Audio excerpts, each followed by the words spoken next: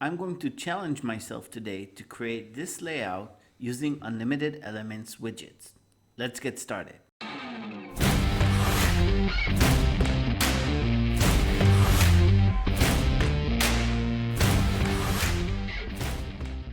So Clifton Kennedy posted a question about this in the Elementor community, and I thought it would be a really nice challenge for unlimited elements widgets, and let's see how we can make this. So I'm jumping into Elementor.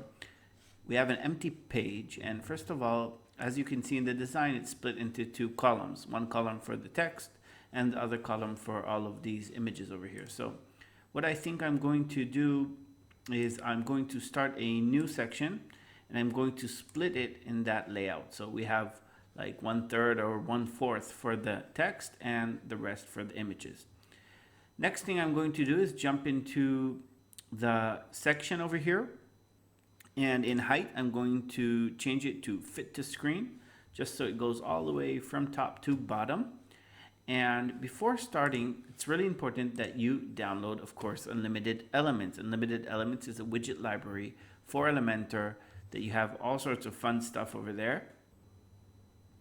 So over here, we're going to want to download two types of widgets. One of them is inside of the Creative Widgets section over here, and it's called Image Shapes. If you don't have this installed, you just hover over it and click Install. This is included only in the Pro version. And for typography, we're going to want the Stroke Text Effect. Again, this one is a free widget, so you can just hover over it and install. And let's jump back into Elementor, and I'm going to search for the Image Shapes widget over here and drag that inside. This widget has all sorts of presets over here, so you can browse between them, and one of them is actually really resembling the design over here. So it's kind of a diagonal image. It's cropping our image into a diagonal shape. Next thing I'm going to do is jump into Advanced, and in Positioning, I'm going to select Width Inline Auto. This makes the image not go for full width. Inside of the styling options, we can play around with the height and with the image minimum width. So right now, let's go for 180. And for the height, maybe we can make this a bit higher. Awesome. Next thing I'm going to do is I'm going to duplicate this a couple of times just to see how it looks. So let's go for 4 of these. And in the design over here, they're a bit closer. So what we need to do is we need to add some negative margin. So I'm going to click on one of them. Inside of Advanced, I'm going to unlink the margin. And for left margin, I'm going to give it negative value. I'm doing this using pushing down the down key in my keyboard until I have a nice spacing over here. And in the design as well, you can see one of them is up, one of them is down, up, down, and so on. So I'm going to push this one down as well using a positive margin. So pushing it down, let's say 50 pixels each time. And now we can go to the next image. So click on this one, Advanced, unlink the margin, left negative value. Awesome, so I think this looks good. Let's do the last one. Maybe we can even copy the style. Let's try that. Copy, paste style, perfect. So we got a nice layout over here, and now we can start putting in the images. So I'm just gonna click Content, and I got some football images over here. Let's just select the first one and go one by one. And what's nice about this is if you look over here, each of these images is actually a different size, but it's cropping them automatically and showing the center of the image, which is exactly what we want. And look how awesome it looks and how fast we get an awesome effect with this. So cool. We got these images set up. The next thing is that I want to create this kind of effect, red blending mode kind of type of thing going on. So just going to click on one of these.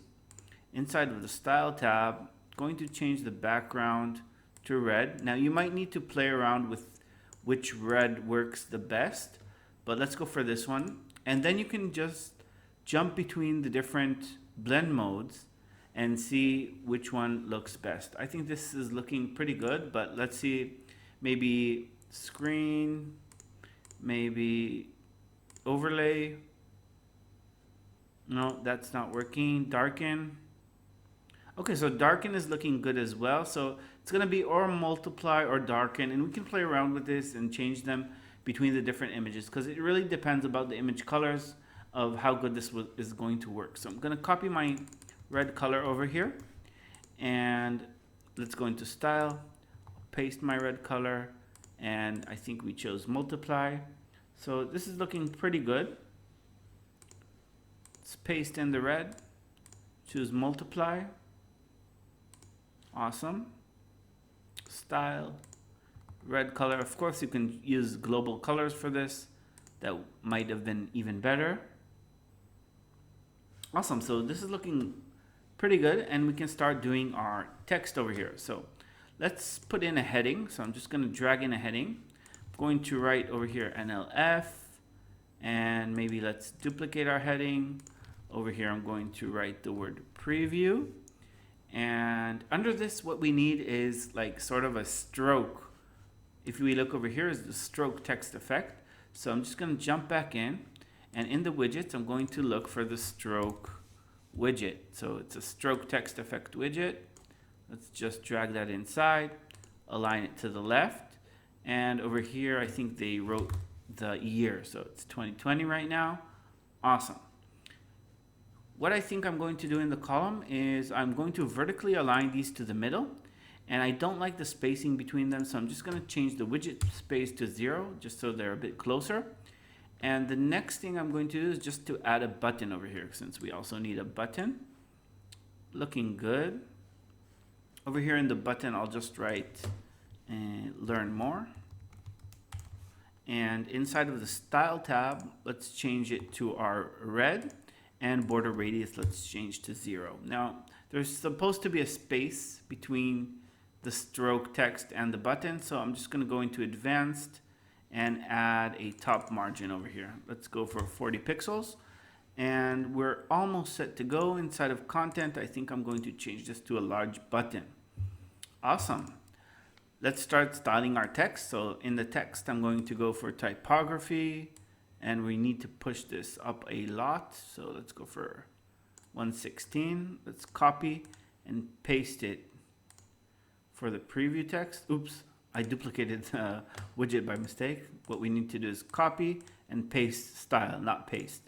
Awesome. So that's exactly what we wanted. We want the word to go a little bit above the image, which is also sort of a challenge over here. So to make it above, I think I'm going to go to the advanced options of the widget and just give it a Z index. Okay, nice, that's working. So just give it a Z index. That's like layers in Photoshop. And over here in NLF text, I'm going to change my text, of course, to red like we've done before. And maybe change the typography. We need like a condensed font. So I'm going to search for condensed. Condensed means it's bold and narrow. Maybe we can even search for the word narrow. I'm not sure. It's like Google Fonts. So you're going to need to search for a good font over here. Let's just go for this one. It's kind of rounded. I don't like that.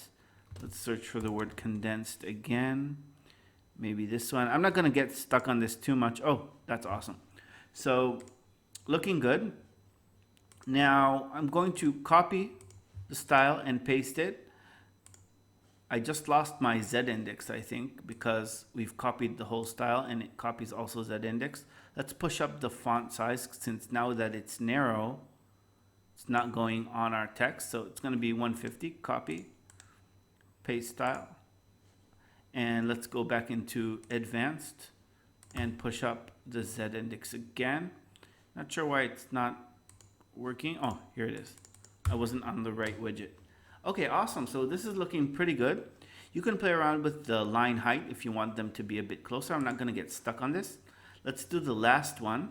And over here we can jump into style. Let's push up the size. So I think we were at 150, which looks pretty good. Let's search for the word condensed. Take this font over here, maybe push up the weight. So that looks awesome. And over here, I am going to change the line height just so there's not so much space over here between these, and change the stroke color to red. And we can push up the stroke to, let's say, 3 pixels. Looking awesome.